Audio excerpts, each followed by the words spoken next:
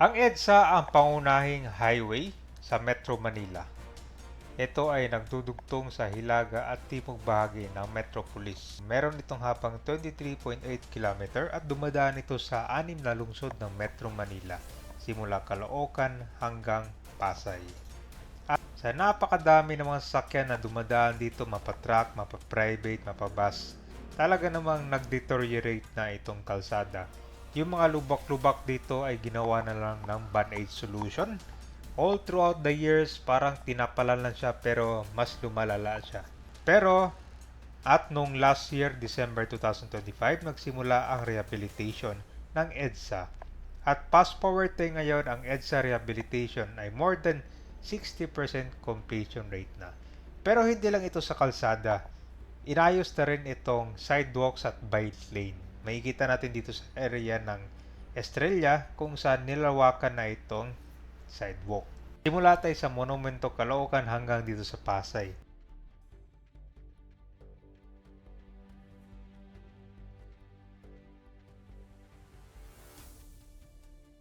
Okay, nandito na tayo ngayon sa Caloocan. Ito ka ba yung kakadalang natin sa SM Grand Central? Date natin tong EDSA. Mala Skyway na. Ang linis na ng Caloocan, no? Ito yung Monumento Kabay, no? So dito magtatapos itong EDSA. So dito tayo mag-start update ng EDSA. So December 2025 nag-start yung rehabilitation. At doon sa area ng Pasay. So kanya na talagang 24/7 nilang inayos.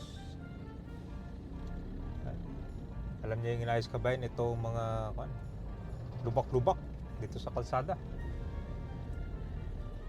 Talagang ngayon lang talaga nagkaroon ng dito massive rehabilitation.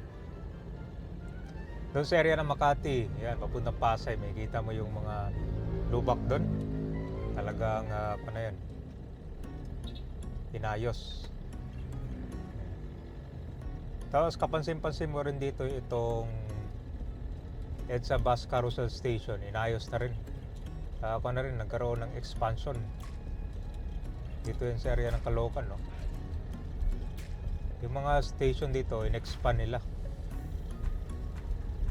Ano ba to? Yan, doon sa kanto, bagong barrio, nakikita natin.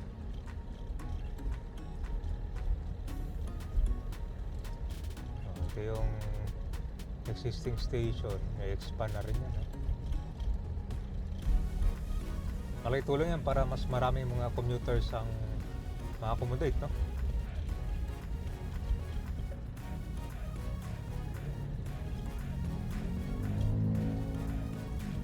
Dami na pala mga bagong traffic light to. So pwede ka mag U-turn dito, may traffic light na. And then yung mga red light, pag nag-stop yan, stop na yung EDSA Bus Carousel. Grabe. Ayos na, no? Dati kasi ang gulo dito eh. Nang wala pa yung mga traffic light. Kahit saan dumadaan yung mga sasakyan eh. So pwede ka na mag U-turn. Stay ka lang dito sa pinaka left lane. No?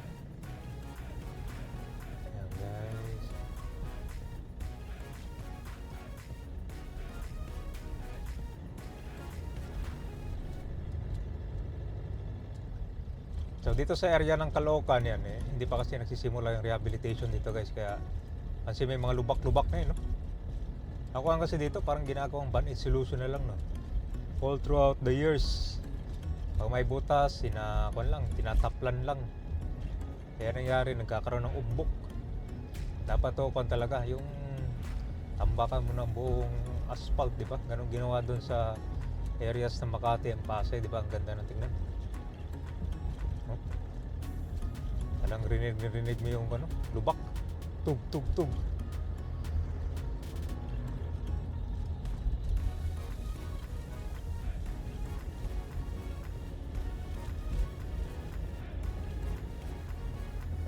Okay, so ito na yung Balintawak. Yan po yung Skyway Stage 3.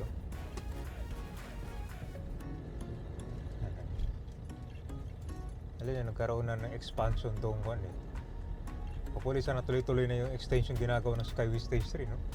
Yung papunta sa New Manila International Airport.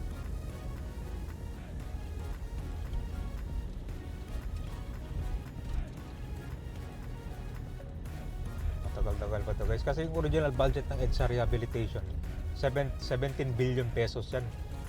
Eh, napababa nila ng 11 billion. Tapos yun, nakaless ng 6 billion. Tapos sabutin ng 2 years original rehabilitation, napababa nila in less than 1 year. Eh yan yung sabi ni President Marcos ngayon na talaga mabilisan. Saka magawa na agad.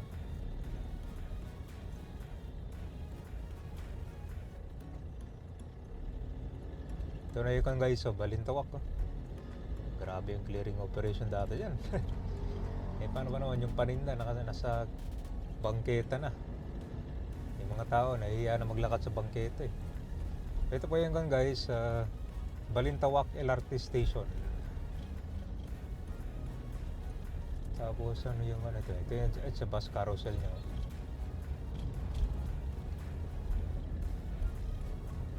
Ayan. Malaking tulong yung mga elevator dyan kasi malayo na aakyatan mo.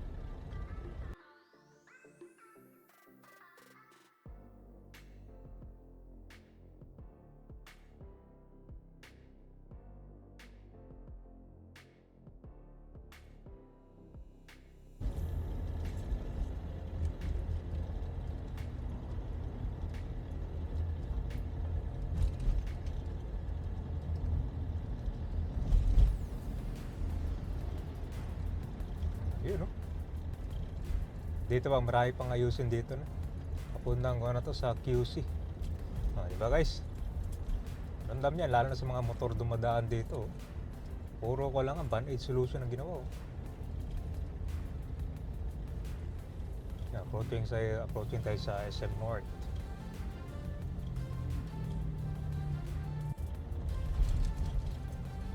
Guys, so nandito na tayo sa Roosevelt. Ito yung station.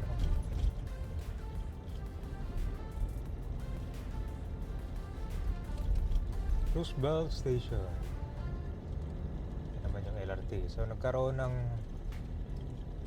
extension itong LRT ha. Kukonect na yan sa SM North or dun sa common station.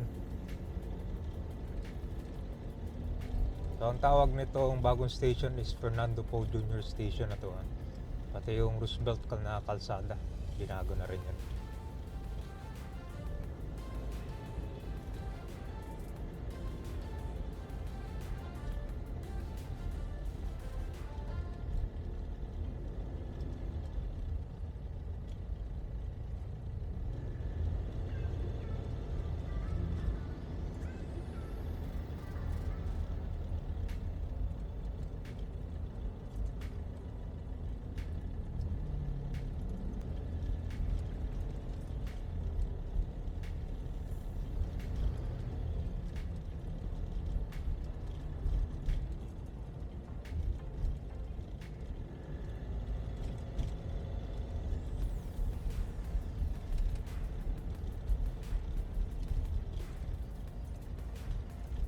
So ito na po yung SM North sa West Avenue.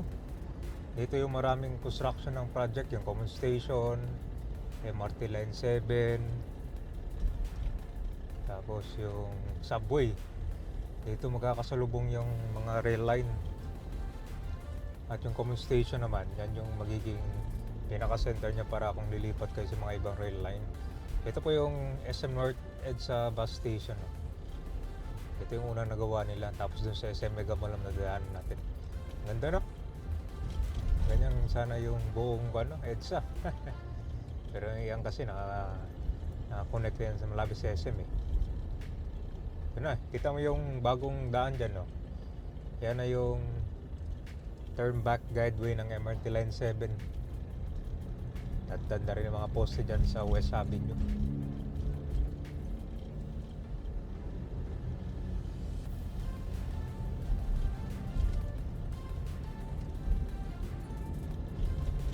MRT North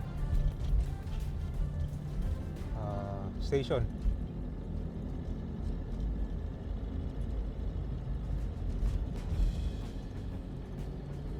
Tingin nyo ka ba yun? Abutin mo to ng 1 year or 2 years?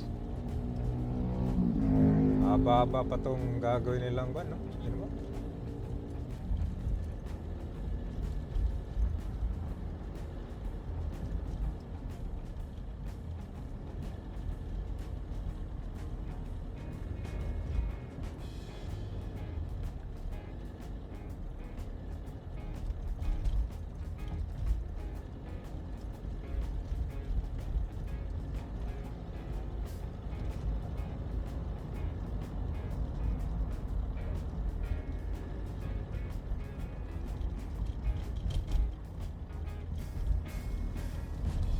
May mga ibang portion dito sa EDSA guys na walang barrier, ha. I mean, open lang to. Hindara ng mga bus condo yata na binuksan yung iba para in case na may emergency, nasiraan yung truck, may mga kalabas agad. Dati kasi kung talaga buong barrier yan, simula south to north may barrier. Nagkaroon ng emergency, pag naipit yung truck, hindi umandar, ipit lahat.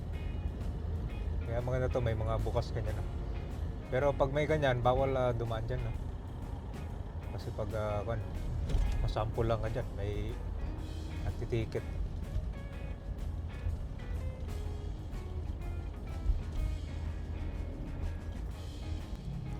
So ito naman yung bagong footbridge. Alam mo yung tinatawag nilang Mount Kamuning. Ito na yung pinalit. Ang maganda nito, nakalink na siya dito sa MRT. Kaya maglalakad ka lang kaunti kasi medyo malapit dito sa MRT Kamuning Station. Malayo lang siya. Pero at least hindi na ganun katarik, no? Literal na parang sa bundok. Nakakit.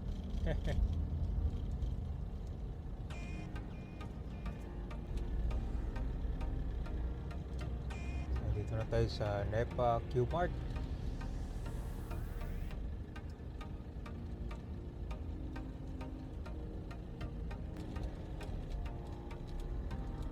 Ito lang yung bus lane dyan, no? Yung kulay dilaw, no? Napakaliit, no?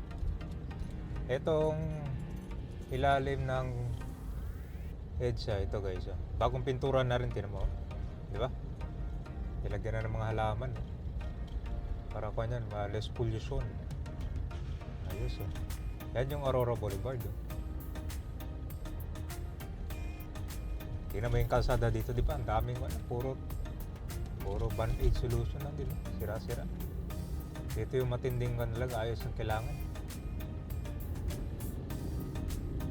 MRT Cubao Station.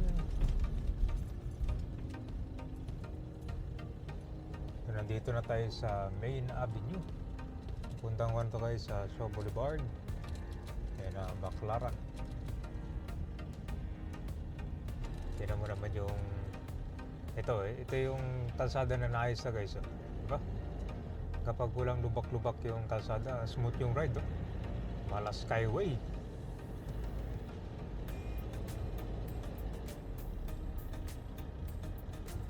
Ito na pala yung Ortigas area, oh. Yung mga naglalaki ang building.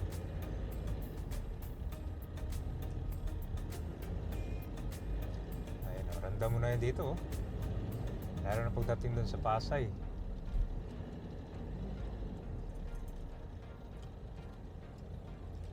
Mukhang abutin din siguro ito ng more than 1 year, no? Napakahaba nito. Makaiba pa yung South Lane.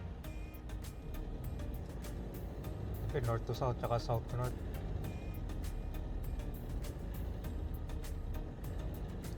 Kaliwa guys, yan yung papuntang Ortigas Avenue.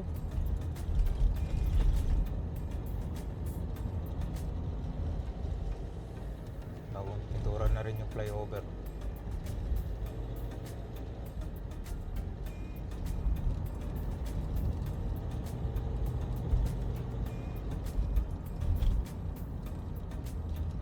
Robinson Galleria.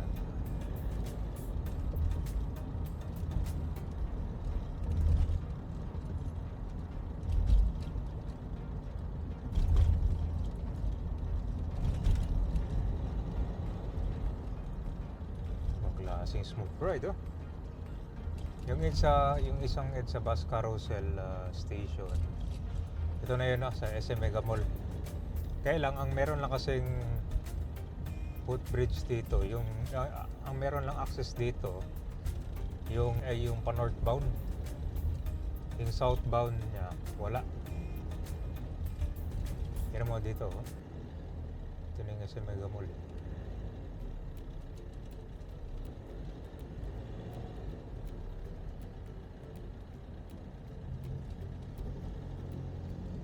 Ito yun, no? Bagong station. Wala siya, no? Diba? Yung northbound lang meron. So, ibig sabihin, pag galing ka dito, aakyat ka pa sa MRT station.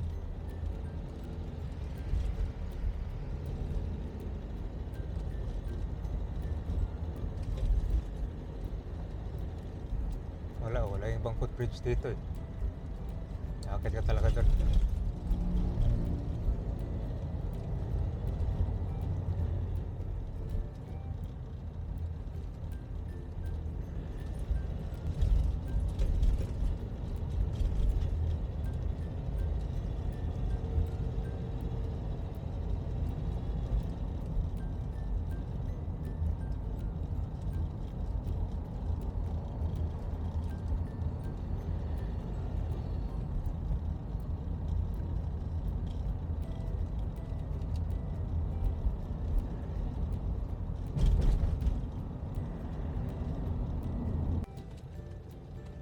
Alright, so nandito na tayo sa Guadalupe. Ito na yung EDSA bus carousel station, guys, oh.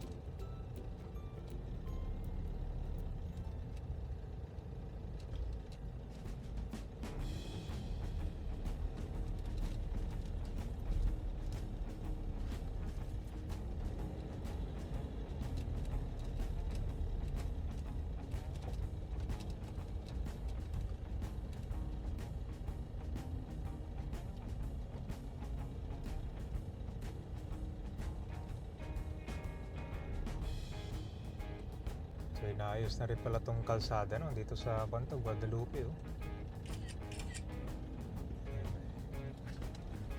Din.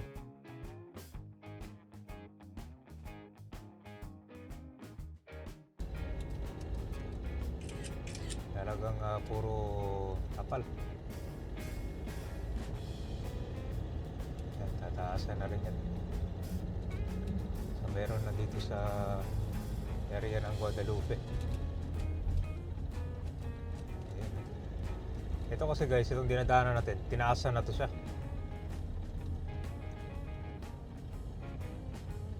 Di ba ang ganda?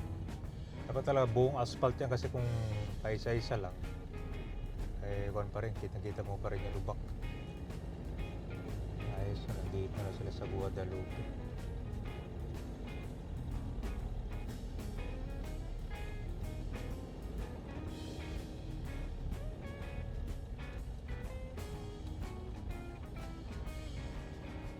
Tuluyin ko na dito bukas, yung sa kabila sirado.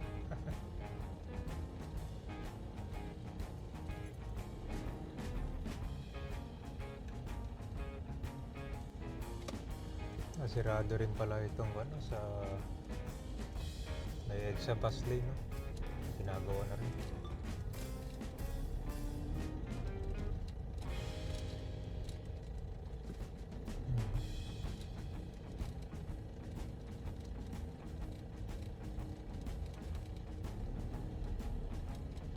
Bilis.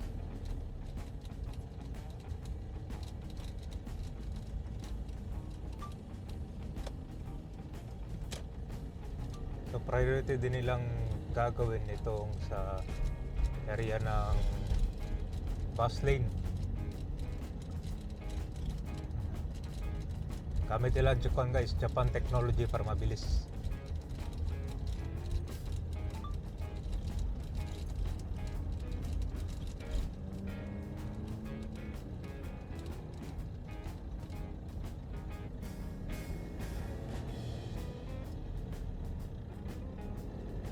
Kana naman, ito yung bagong bike lane, in-improve. Nakadikit na siya sa sidewalk. Tapos na oh. Hanggang kuwan yan, lampas bundiyan yung ginagawa nila.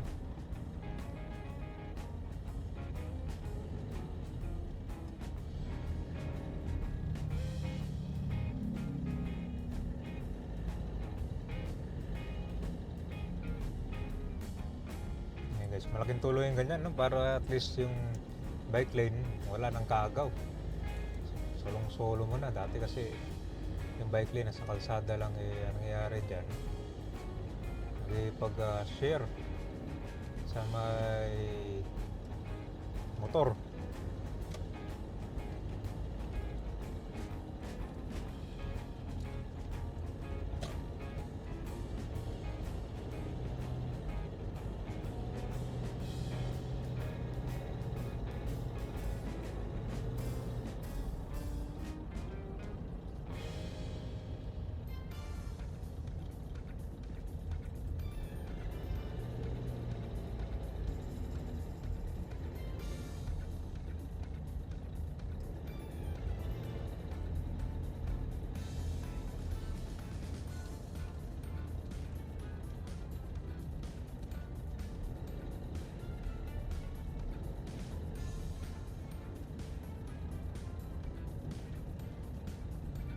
Ito na yun guys, itong area ng Makati, bagong kuha na to. Ito na yung bagong asphalt to, di ba? Ang ganda, no? Ano yan, buong lane na yan. Tapos dyan sa Magallanes flyover, sinara din yan para nagkaroon ng repair din. Di ba? Ang ganda tingnan, no?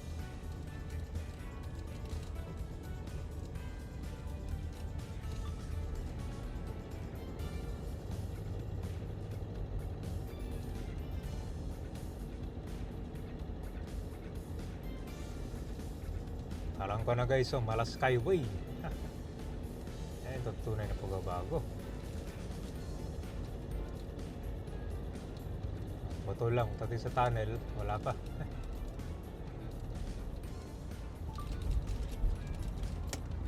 Ito pa yung kailangan ayusin. Pati yung flyover pala, inaayos din nila. So ito na rin yung bagong asphalt na kalsada puntang Magallanes flyover.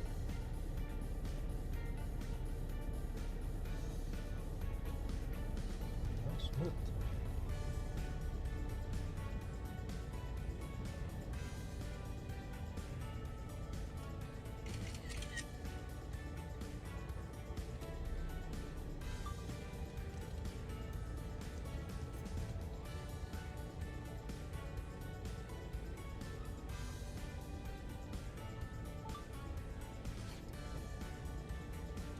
Alright, so ito na yung bagong repair ng Magallanes flyover.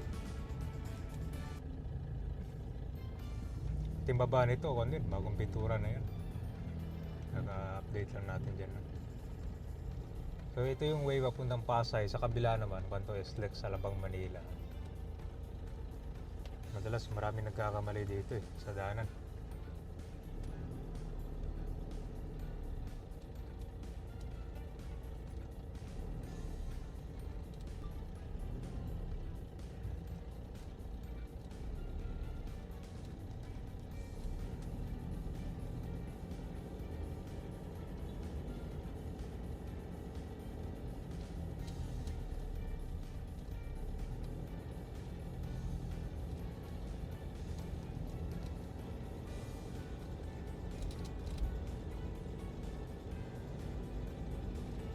So pala, umaga din sila gumagawa. Umaga.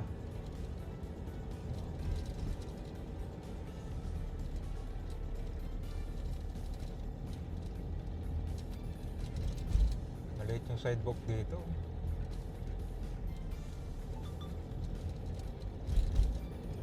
Pagdating mo naman dito guys, ganda na rin ng EDSA. Smooth.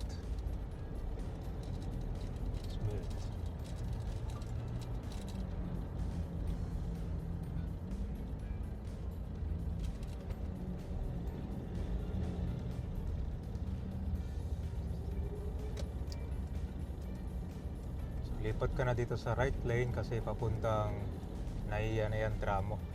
Pag diyan ka sa flyover dadaan. Ross Boulevard.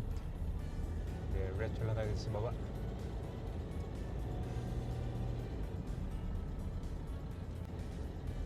Dito tayo sa ilalim ng flyover. Tignan mo tong kalsada guys. Diba? Ang ganda no? Lubak no more.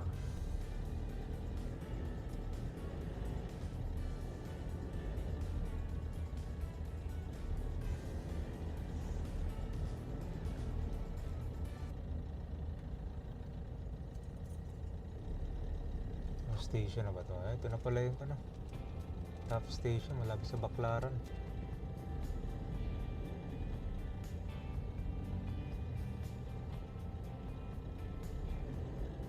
Ito guys, itong intersection ng EDSA at saka Top Avenue. Ang ganda na naman dito ng kalsada.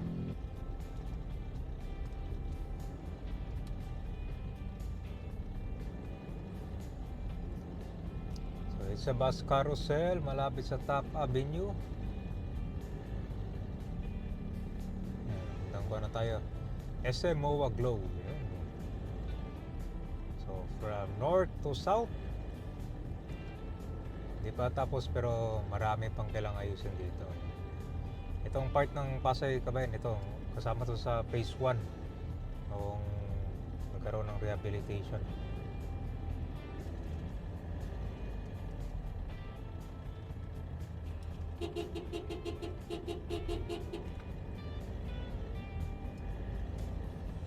Resulta agad, no? Kasama sa inayos agad nila dito yung sa EDSA bus lane. Kasi yan yung priority nila, at least magamit agad.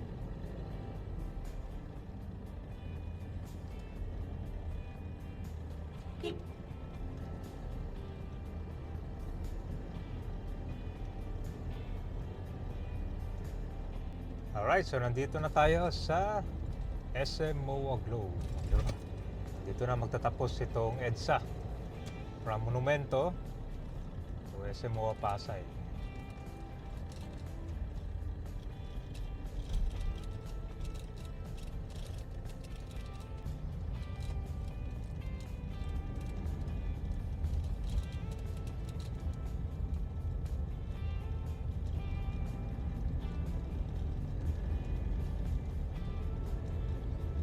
Yun, SM MOA. So dito pala kabayan na sa mga matagalan din nakapasyal dito. Ito yung bagong expansion ng MOA. Sa taas naman may kanyan Sky Garden. Meron ding football. Diba? Sa mga matagalan din nakapasyal dyan.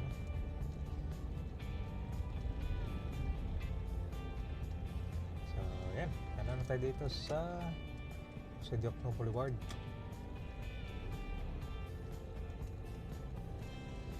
Tapos yung harap naman ng SM Beda Bay, hindi yung nagkaroon ng reclamation project.